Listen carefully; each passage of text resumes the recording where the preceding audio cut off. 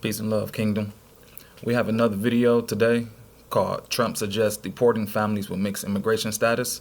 Let's go ahead and get started.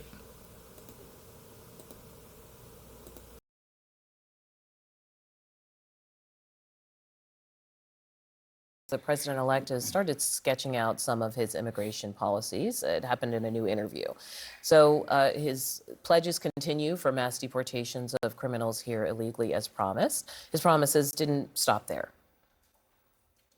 You've promised to end birthright citizenship on day one. Is that still your plan? Yeah, absolutely. The 14th Amendment, though, says that, quote, all persons born in the United States are citizens. Can you get around the 14th Amendment with an executive action? We're going to have to get a change. We'll maybe have to go back to the people, but we have to end it. Joining us in our fifth seat, Christina Jimenez, co-founder of United We Dream, a nonprofit immigrant advocacy.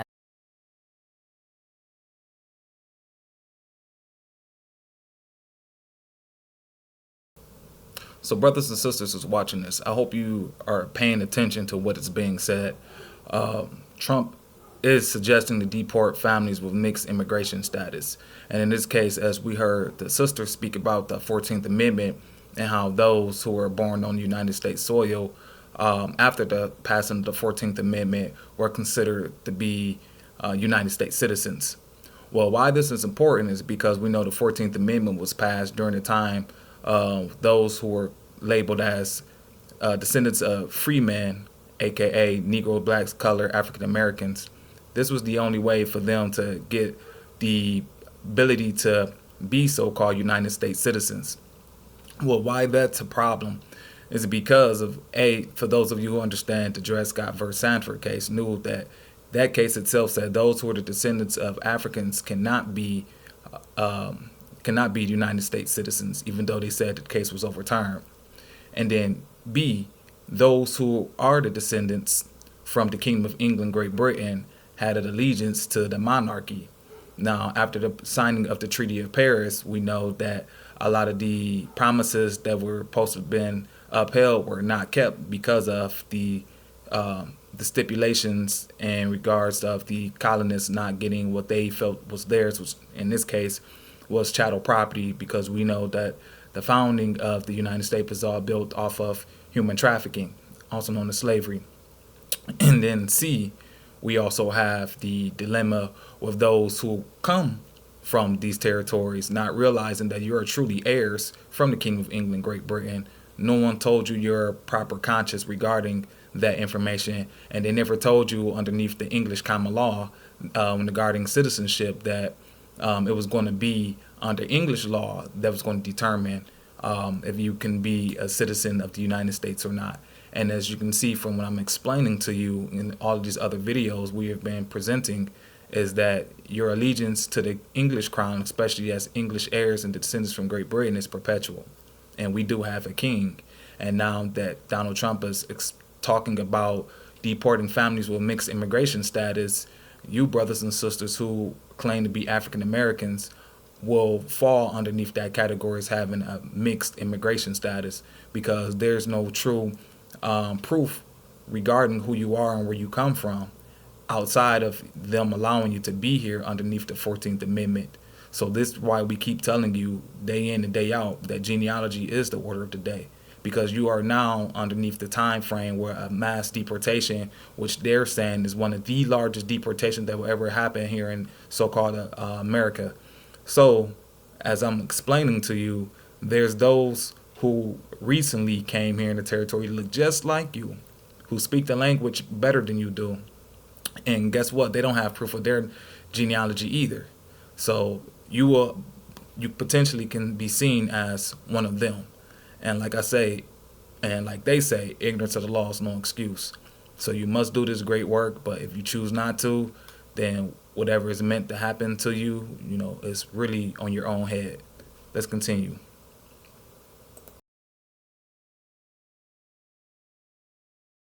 Christina, can you get your reaction to how the president-elect tried to parse some of these other policies beyond the mass deportations? Well, I think I just want to remind everyone that when he and the future administration is talking about their immigration policy, they are talking about separation of families and going after anyone that they can get a hold to for deportation. I know this because I was formerly undocumented. I have a brother who's a DACA recipient. And I know this because I was working with immigrant communities in his first administration.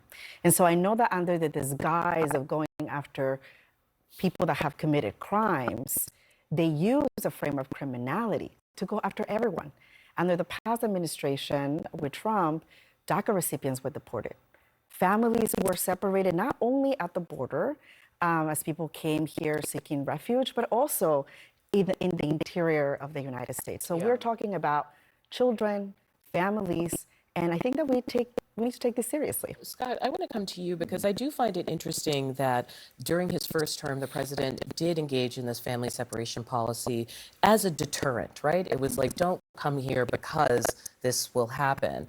And now, when asked this question about families with mixed status, he didn't talk about separation, right? He was like, basically, maybe everyone should go. Do you think that reflects some kind of like, I don't know, shift after that first experience in the first term? Yeah, I thought his answers on that and on really everything else on the immigration portion of the interview were eminently reasonable, fit with his campaign promises, are politically popular, and showed some pragmatism even on the Dreamers issue. He talked about finding a solution for the Dreamers and an overall immigration deal. But make no mistake, the immigration platform that he laid out in the campaign is popular. People want him to do something about it.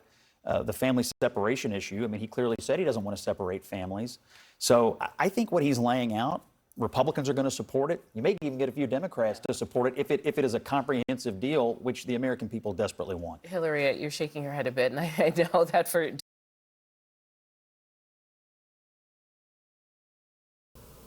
So they're saying that the American people want this mass deportation to take place. You have to understand the ramifications of what is being said here, brothers and sisters, especially those of you who have not done your genealogy and have not traced your ancestry going back to the time before the creation of the United States. And if you understand that the United States started getting their citizenship in regards to how they're bringing in their new nationals was done underneath the 1790 Naturalization Act. If you don't know anything about this and you never pledged your allegiance underneath that Naturalization Act, you don't have proof that you're a United States citizen here, you can be in a world of trouble, on top of the fact that the states themselves can only claim you as a citizen if you're not a criminal. This is another reason why you can't go on your own assumption or what someone else tell you when it comes down to you proving your identity. Because a driver's license and the state's ID are not proof of citizenship. Once again, your driver's license and your state ID is not proof of citizenship. If they're saying that if they're saying that Trump is stating that he don't want to break up families, that means they're just going to send everyone. So I really, want you brothers and sisters, don't take this information lightly. I know many of you have been caught up in these social media trends. You've been caught up in this gender division war. You've been caught up in so many other nuances instead of understanding what politically is taking place right now in this day and time. And I told you before that during the time when the time when Pluto was in Aquarius back in 1778, 1787 or 89, the planet went under a great shift in regards to people being displaced. And it wasn't just here, it was all over the world. Great revolutions were taking place. A lot of people losing their lives. Old regimes were falling. New regimes were pretty much being birthed.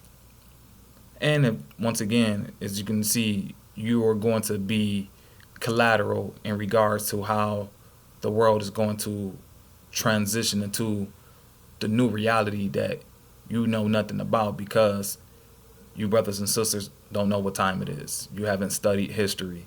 You don't realize that we're right now at the apex of a whole new paradigm shift. All right, so if they're speaking that this deportation is one of the largest in American history, then that means that you can be on the other end of that. And when I mean the other end, as you are one of the ones who's going to be getting deported. Let's continue.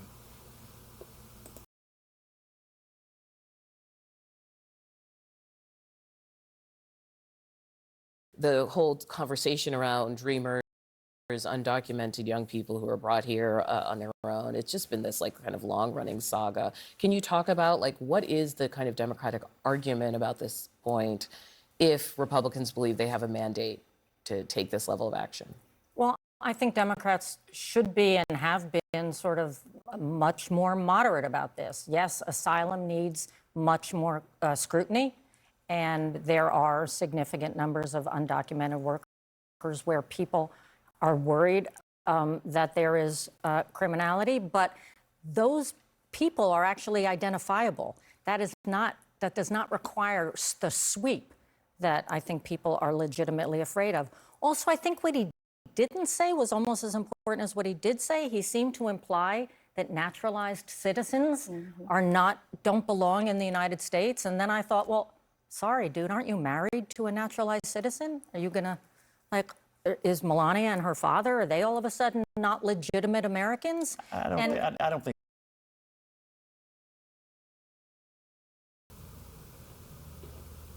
The average person sees around 10,000. And from what the ladies are speaking, he even said naturalized citizens are not even supposed to be here. So they are kind of letting the the rabbit out the hat. You know, they're spilling the beans. They're not saying it all, but they're saying enough to get you to understand what time it is. All right, so if you haven't been doing the great work, and brothers and sisters, please like, share, subscribe to the channel, you know, especially for those of you who are English heir descendants of Kingdom of England, Great Britain. There's no other channels out here that are advocating for us long lost heirs besides the Noble House of Belmont, as well as the Third Temple English Church of England. And if there's others, please link them down at the comment.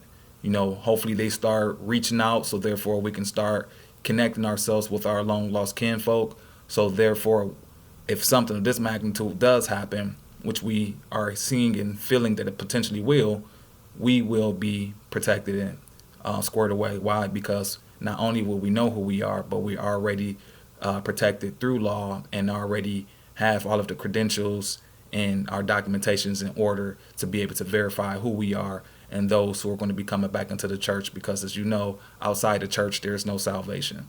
All right, so let's go ahead and continue.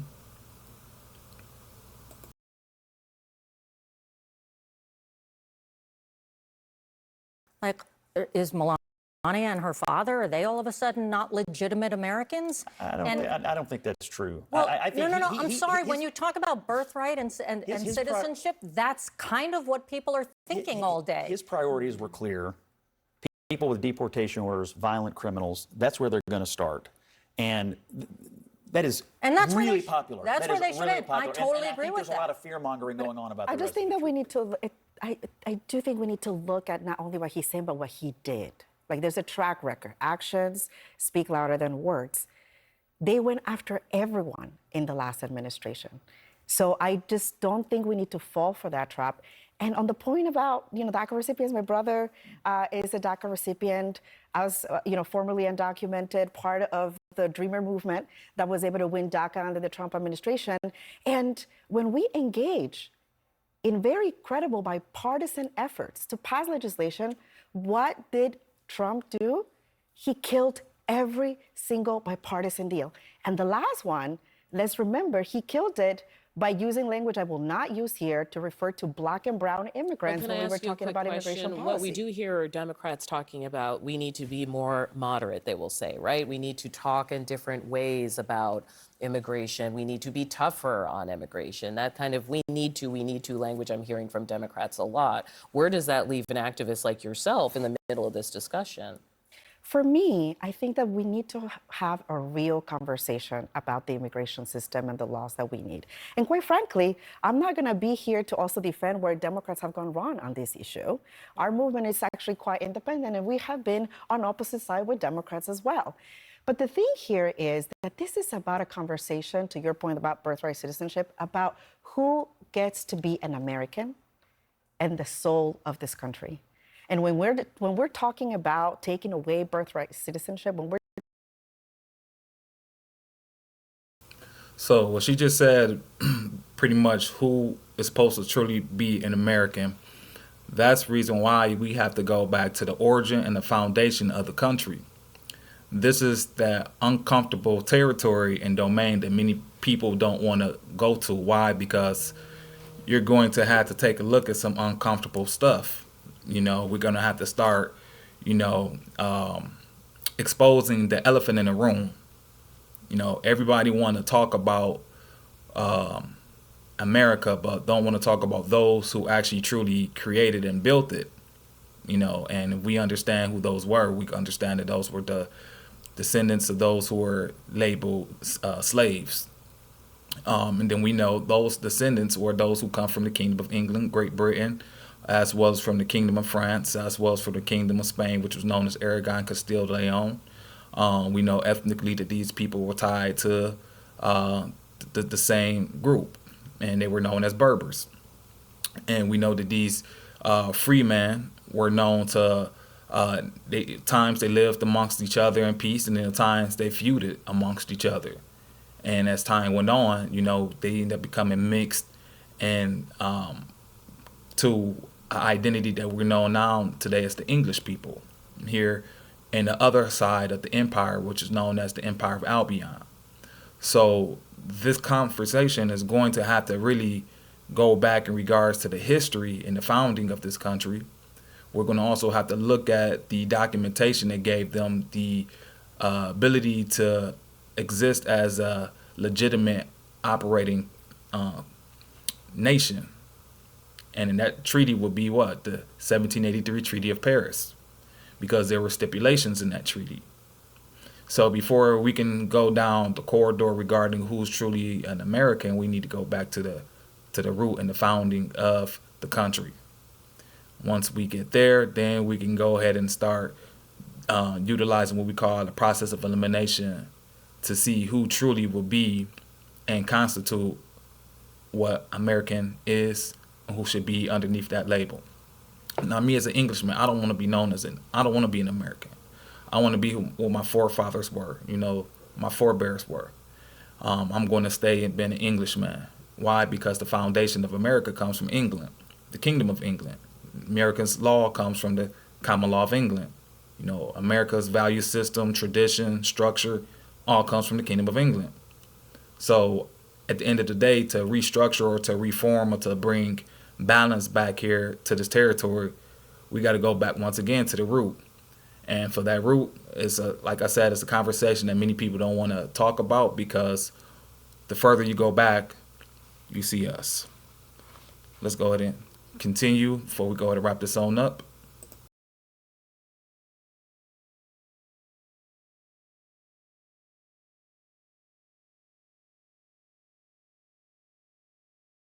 talking about not caring about deporting children who are U.S. citizens, separating them from their parents. I think we're talking about who gets to have full protection under the Constitution. And I think that goes to the origin of the 14th Amendment. The 14th Amendment was created for Black people who had been enslaved, who are now free. It was one of the Reconstruction Amendments, the 13th, 14th, and 15th. And the 14th declared birthright citizenship specifically for Black people. So this isn't just a Latino issue. This is an issue about All right, but who you go Solomon- after when you're finished with the Latinos. But Parliament, Who do you Solomon, go hold on, after? hold on. After you do that. This is Give your something race that a black little bit people, more credit. This is something that black people should be very concerned about.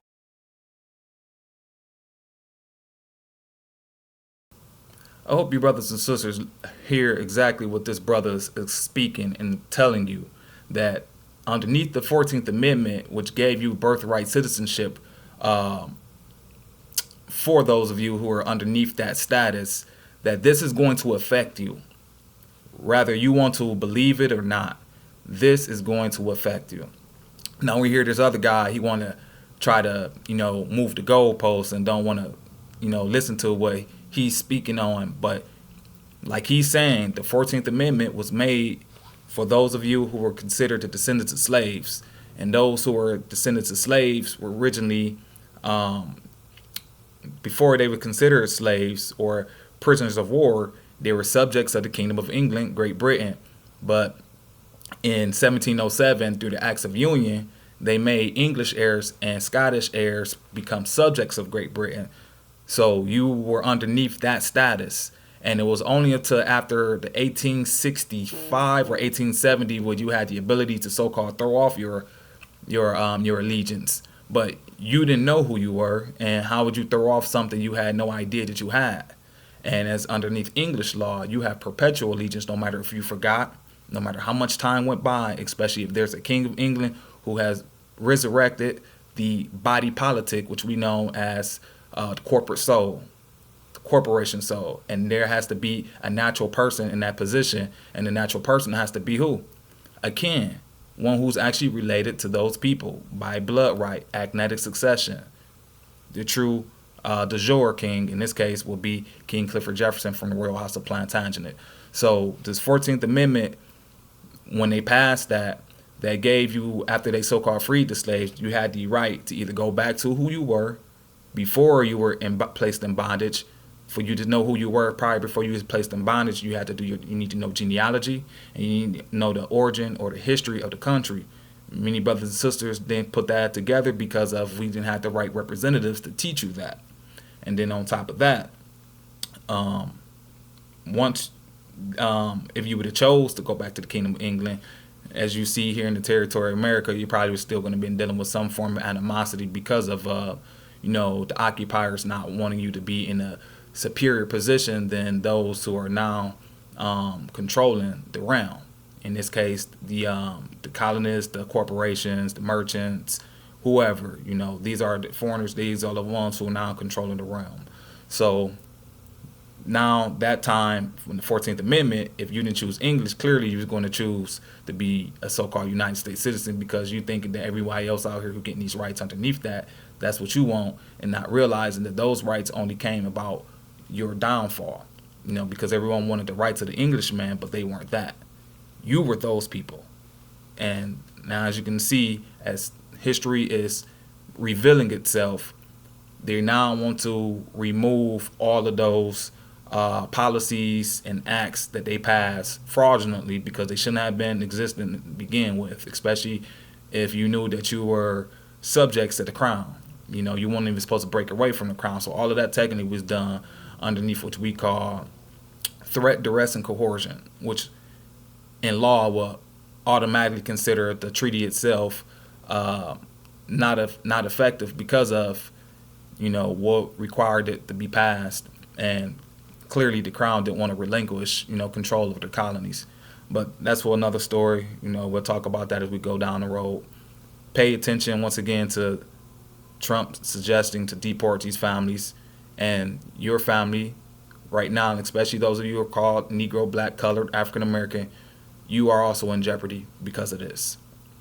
Let's continue.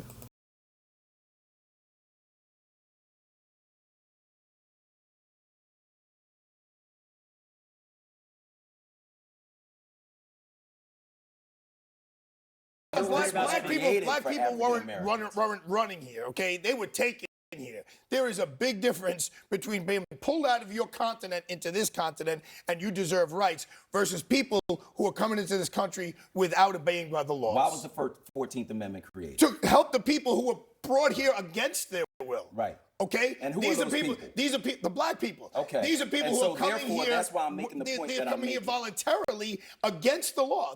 Christina, what you said about the system Was being it broken, lawful to enslave nobody black could people? disagree with you. Yeah, no, it's No not one could working. disagree. I mean, But come if we on. were to have a real, look, all of us here benefit from immigrant labor.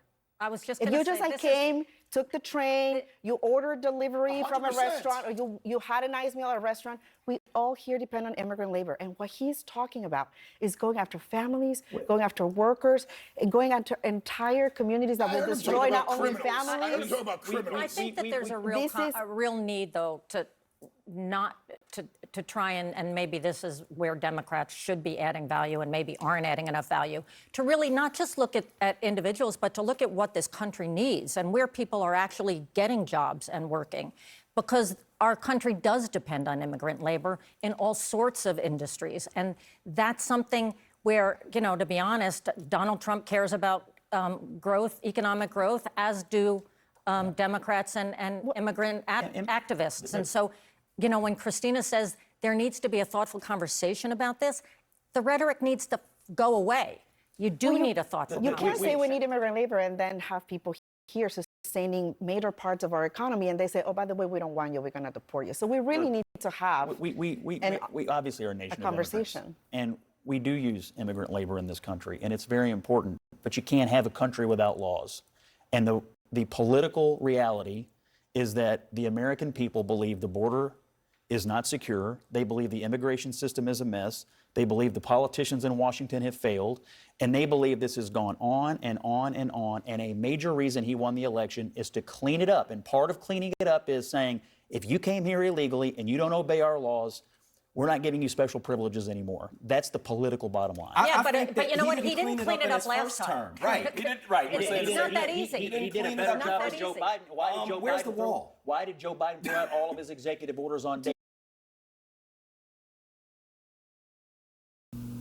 All right, and if you want to watch the rest of the video, you can check it out yourself. But once again, everyone is going to be affected by this. We already know that the labor force, especially when it comes down to a lot of the agriculture, like the migrant farmers, you know, they're willing to take a lower wage compared to a lot of the other people here. So for this to happen, you know, a lot of those jobs are going to become vacant, which eventually is going to cause us to having to, you know, pay more down the road. And if we don't start getting an understanding of what's taking place right now, especially for those of you who don't have your documentation or your documents in order, you're going to have to start figuring out how you're going to get around surviving and moving forward on this next shift. So once again, Pluto is in Aquarius. For the next 20 years, we're going to be dealing with some tumultuous times. You know, a lot of change is about to happen. And for those of you who haven't got your spirit in order, you know, haven't got your mind together, start working on your body, you know, start being with those like-minded people, because, you know, mixing with those who don't agree with you is not going to work moving forward. Like we're saying, it is a separation that's taking place because of that, you know. So if those of you who have done the great work, especially your genealogy, and you trace yourself going back to the Kingdom of England, Great Britain, now is the time for you to find yourself coming back home into the church, because like we keep telling you, there's no salvation outside the church. And you don't have to come back if you don't want to. It's a choice, you know, free will. For both those of you who are ready, you know, to make that step, you know, is not afraid, you know, to truly be your true authentic self without having to deal with the mockery and the backlash that you get from those who you love. You know, it's not easy, you know, being on this side of the fence. You know, it's not many. I definitely have to be the first one to tell you, you're not going to find many. But I'll reassure you that it's better to be in the knowing than be in the dark and not knowing where you're going to go, because this ship is, you know, as you can see, it's sinking. You know, like they say, the house is burning, and a house divided cannot stand. So you cannot be in a home with everyone have different mindsets. That's the reason why, especially those of you in the black community, that's the reason why your homes are failing. There's no order, there's no structure. This is all part of the dissolving or the dissolution that's supposed to happen. and it's because of those righteous ones. And I don't really want to have to utilize that term, but that's technically what it is. Those who can read, write, understand, the value systems our predecessors created, understand that you are a part of the big picture. You're not the big picture, but you are a part of that big picture. And it's your obligation for you to know who you are and what time it is, so therefore we can correct the wrongs that our predecessors should have done. But they knew that we were going to fall, and so at the end of the day, they did leave everything intact for us to be able to resurrect ourselves. And that's what we're doing now. So as me being your brother, from one of the best kingdoms that ever existed based off of the history of my comprehension, I'd rather be there. There was no slavery, and as well as the value system that the good people were known to uphold, which was all underneath the Benedictine intellectual movement. I'd rather be part of that. So with that being said, don't forget to like, share, subscribe. Don't forget to check out the Third Temple English Church of England's page. Once again, we need as much help, funding as possible, because we are the only ones right now that's doing this great work, especially as advocates and activists for the English people, those who were here way before the creation of the United States Corporation and even before the so-called colonies. But we'll talk about that in future videos. So I'm going to go ahead and get this up. And for those who want to go ahead and leave comments, don't forget to write them down there at the bottom of the page and share this to those who need to see it. Peace.